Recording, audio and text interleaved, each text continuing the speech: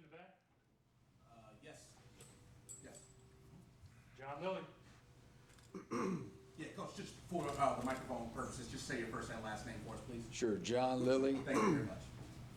I'm with the University of North Carolina Tar Heels, tight ends coach. You said identify ourselves, right? Yeah, he did. Good stuff. John, Greg Barnes in South Carolina. Hey, Greg. Mac had mentioned, hey, how are you? Mac had mentioned that you reached out to Stacy once Tim had left. Can you kind of walk us through that process in terms of making contact and how quickly things progressed from there? Well, I had a prior relationship with Stacy Searles, who you're referring to. I think everybody probably knows he's the offensive line coach. But we had worked together at University of Georgia, 2008, 9, and 10. You know, like it is in this business, you stay in touch with people regardless, and you enjoy, once you've kind of gone to battle with them and all those kind of things, you enjoy the relationships with people.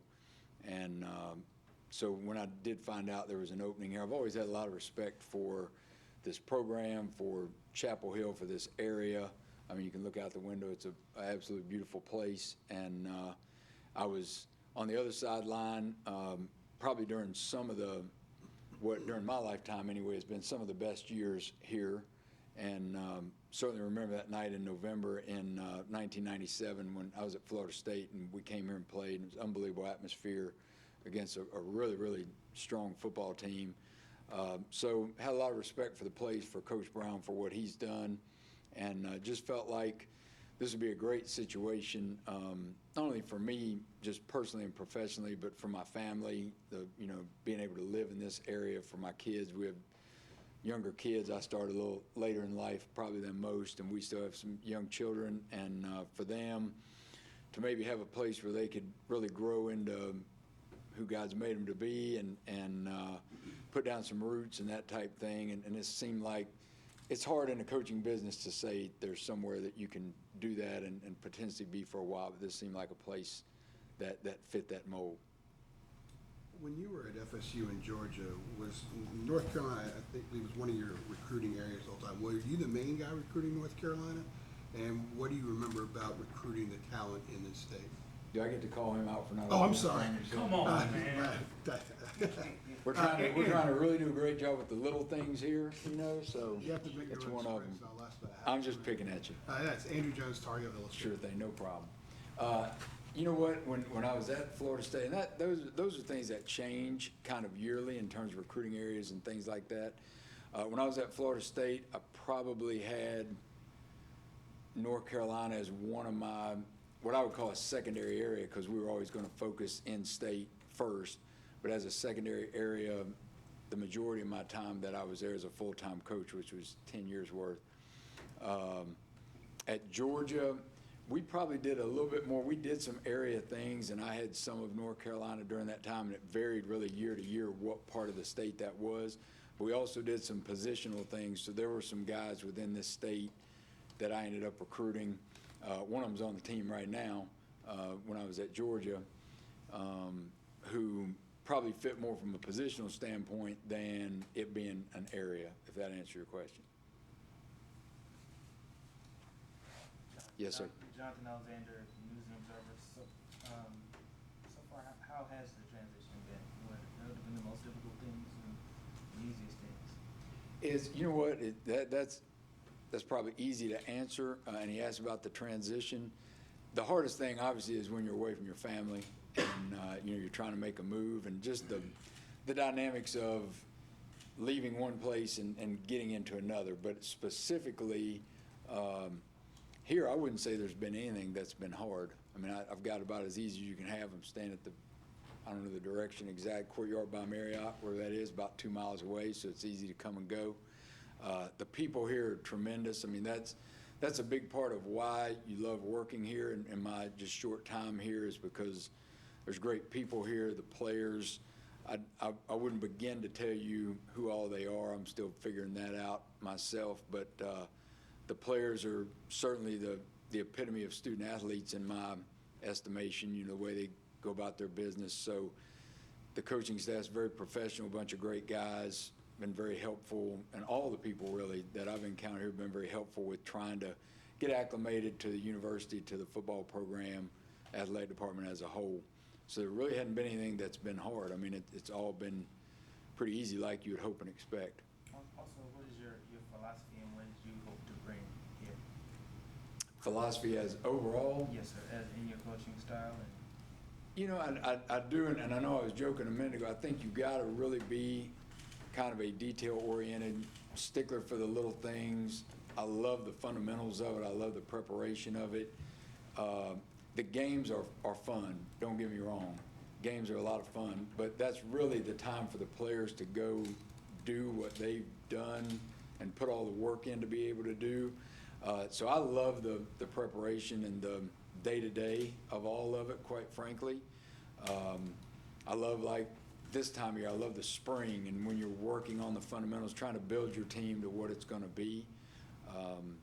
So that part, I guess, philosophically would be, I enjoy the teaching part of it. I enjoy the fact, particularly in college football, you can get to know a young man when they're in high school, and nowadays the way recruiting is when they're really young in high school, and you get to watch them then really grow from a young man into a man with his own family and his own job and those kind of things. I like that part of it.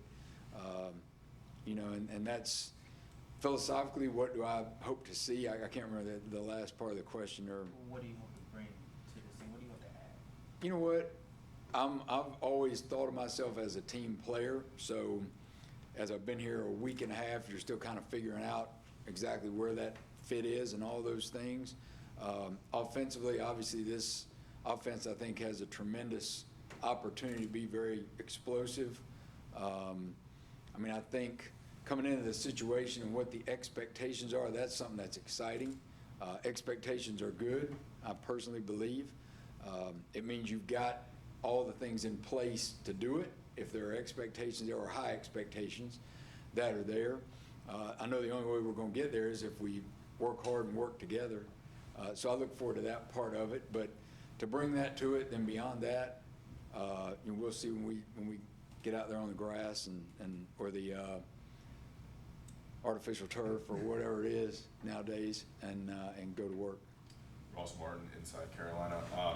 You mentioned, I think, Garrett Walston was the guy you recruited to Georgia. You actually committed there. What do you think about the tight end room right now? And Mac Brown also said you met with Coach Longer for about 2 hours discussing offense. How do you see the tight end role in this offense?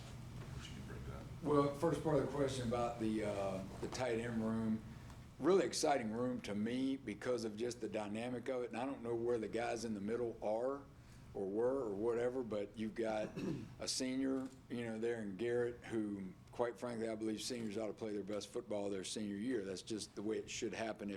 If he's wired the right way, if I can get him there, if he can work to do it, then he should have his best year this year. And obviously, I'm still kind of buzzing through a lot of the tape from last year, but he played a lot last year. So my expectations are for him to be his best, to be the leader of the room, to be a leader on the team as a whole, to show up every day with a sense of urgency to get better.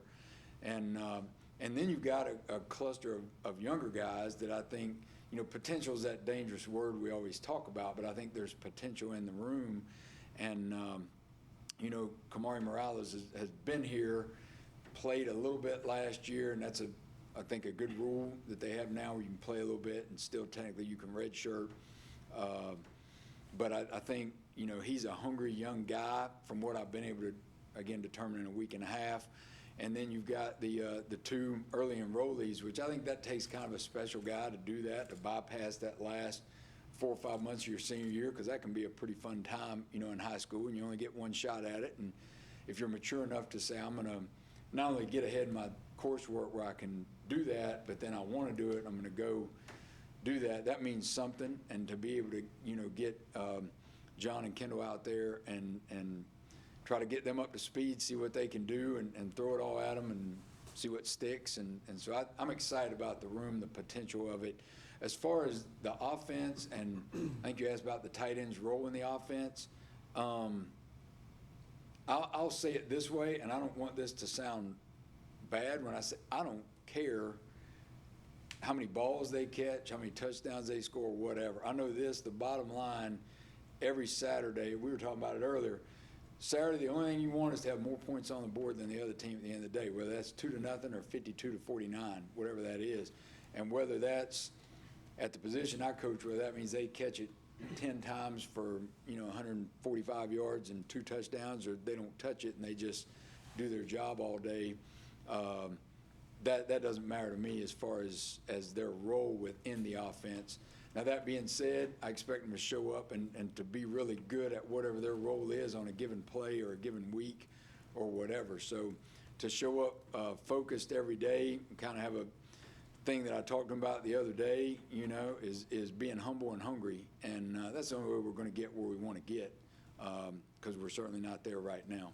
John, this may not be a fair question because you've only been here for 2 weeks, but you've worked for some great coaches, and Coach Bowden and Coach Rick.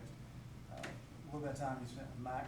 Is there kind of a common theme with some of those elite coaches in terms of maybe what stands out about them or sets them apart? First of all, and it is a fair question.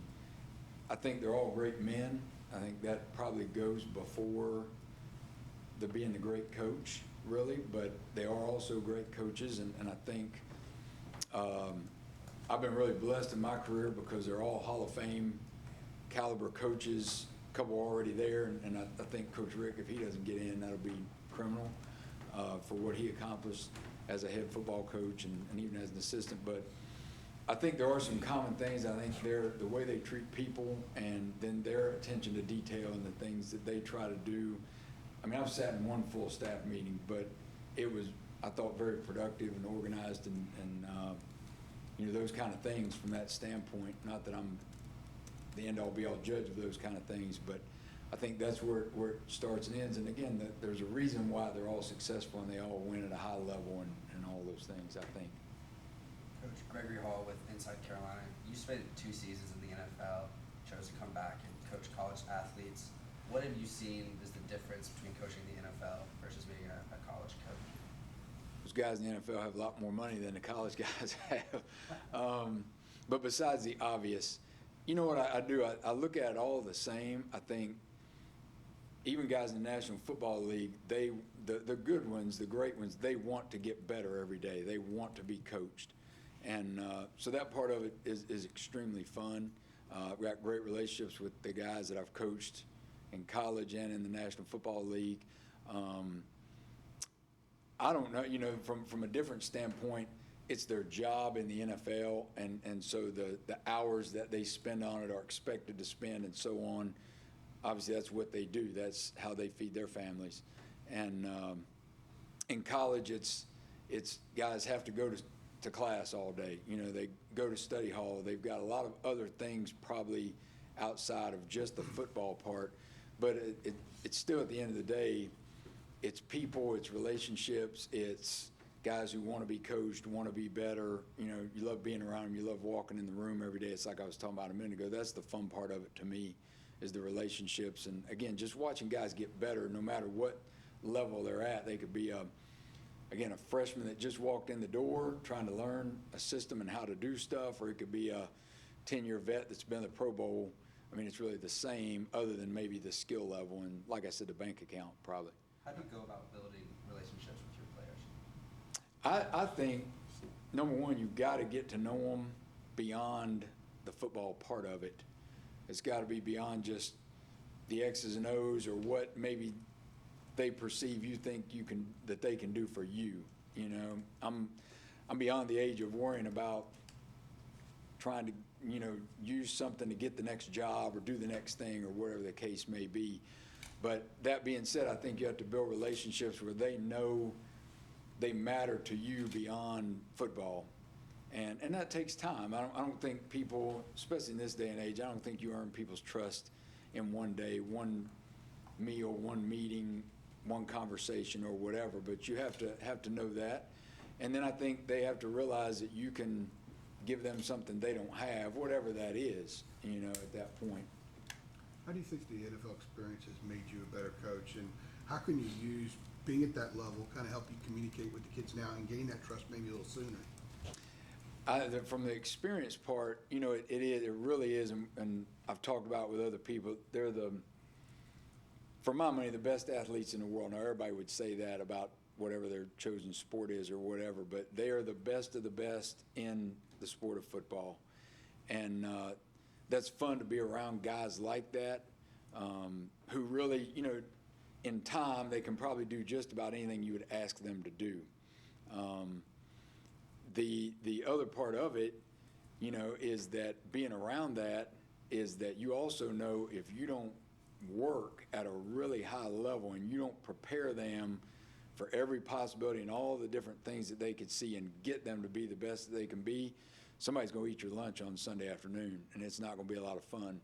And I think when you get into the Atlantic Coast Conference and our division, the Coastal Division and all that, it's the same. You know, I mean, I wasn't aware of this, but to see the fact that I think I'm right on this, somebody told me there have been 7 different champions in the Coastal Division in the last 7 years. I mean, so that's, the NFL would love that. That's parity at its greatest, you know.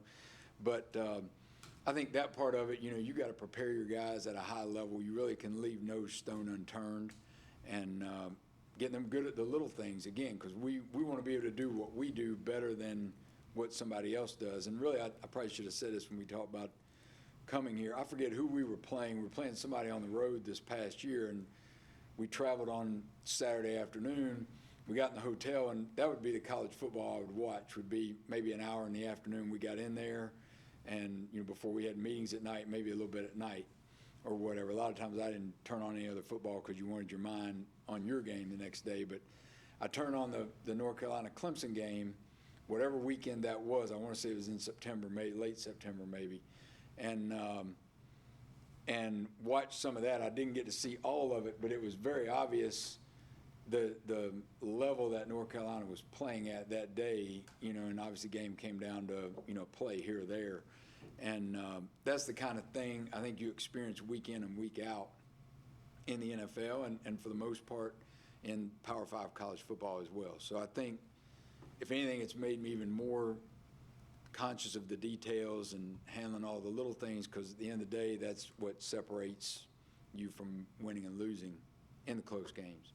Coach, what's your approach to recruiting or philosophy? How do you go about trying to find the best players and recruit them to UNC? I mean, I think a lot, certainly, I think we've got a great product here, not only with the football program, the entire athletic department. Look at all the championships that have been won here.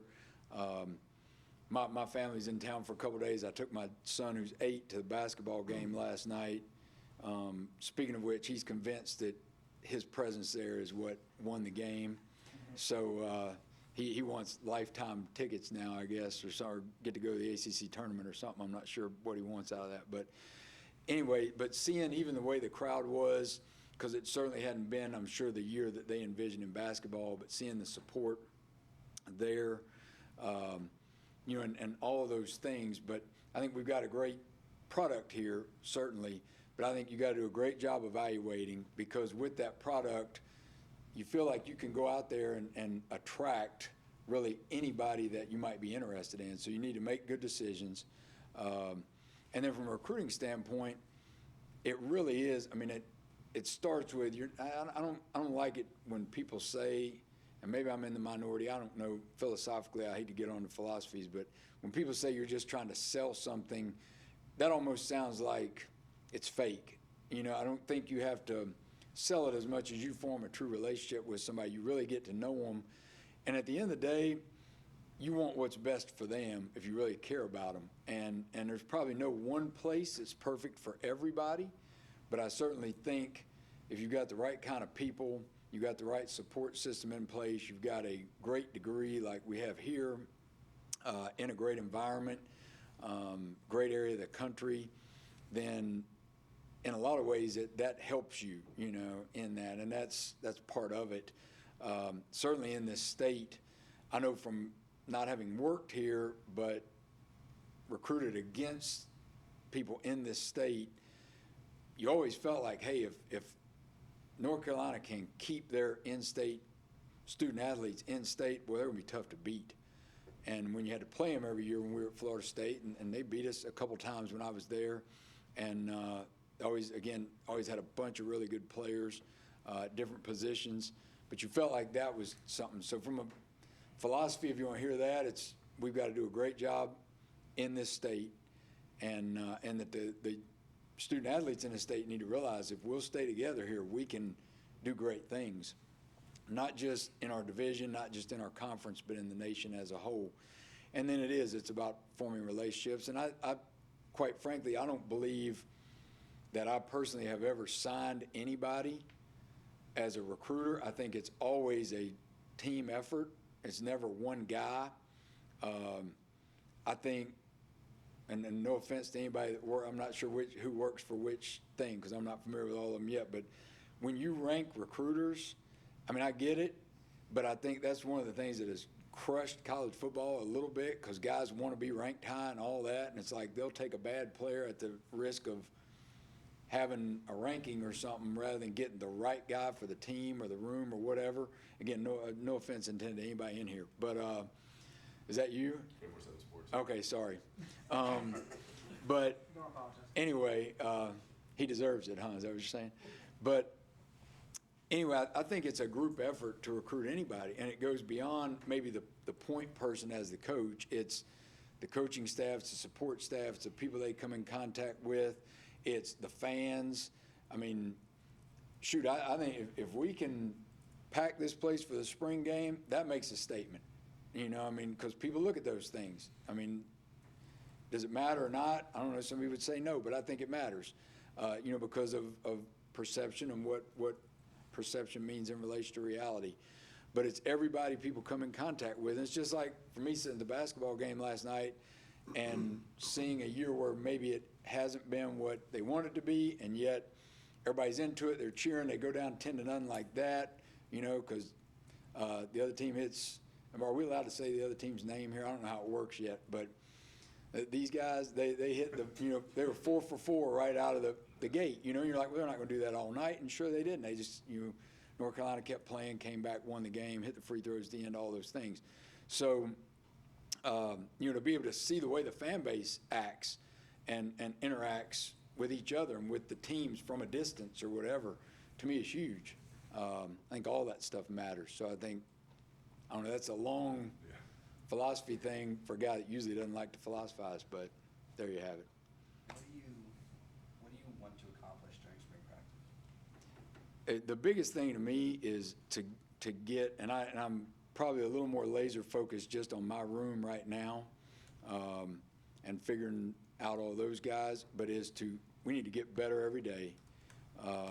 We need to walk out of those 15 days, and even the days where you're not practicing, you get opportunities to meet, and those things, those are critical days, and evaluate what you're doing, because you can get better, you can learn if you focus the right way then, and with the workouts they do on days like that and all.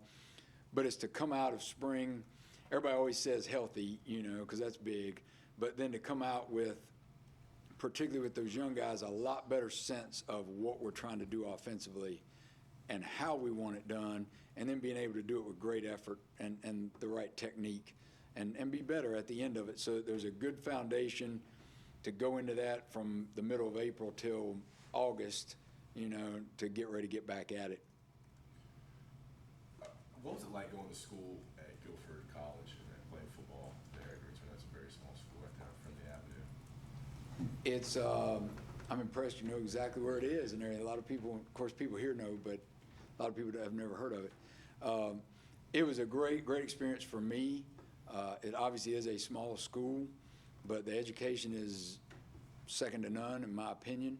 I was probably on the lower end of guys that got in there and got out, but that's okay. And you know what? I enjoyed playing football there. It's amazing the number of football coaches that come out of there at all levels that you run into. I think one reason for that is because we love to play the game. That's why you go there and you play, because we used to laugh, you know, when I was there would be, I remember one time we came out after halftime and there was somebody throwing a Frisbee to their dog on the field. So we thought it was like the halftime entertainment, you know, and it just turned out it was just some guy that was walking his dog and he saw a lot of grass out there, so he like took his dog there and threw the Frisbee.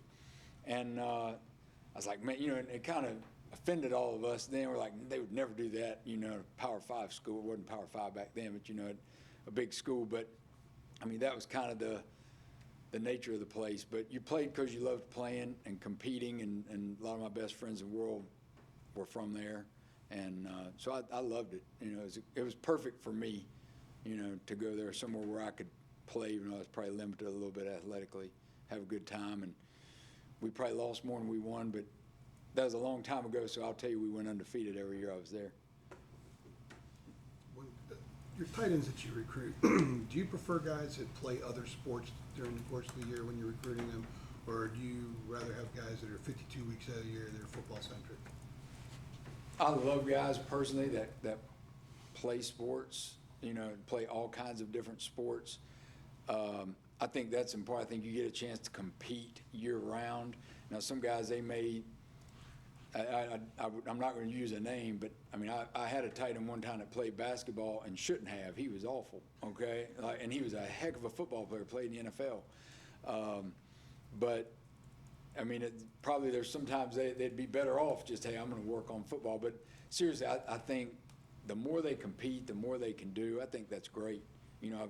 I've talked to coaches in other sports that love it when they have a guy in their sport that played football in high school, because sometimes there's a toughness aspect that comes along with that then carries over and translates into other sports. Not that you can't be a really tough guy and play other sports, because I've seen a lot of them. But I think it's great if you can compete year-round. Obviously, it says something about their athleticism.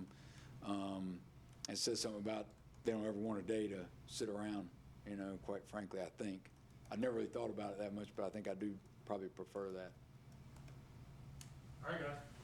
We're gonna take a couple Thanks, minutes John. and Thank you all. say hello to John real quick.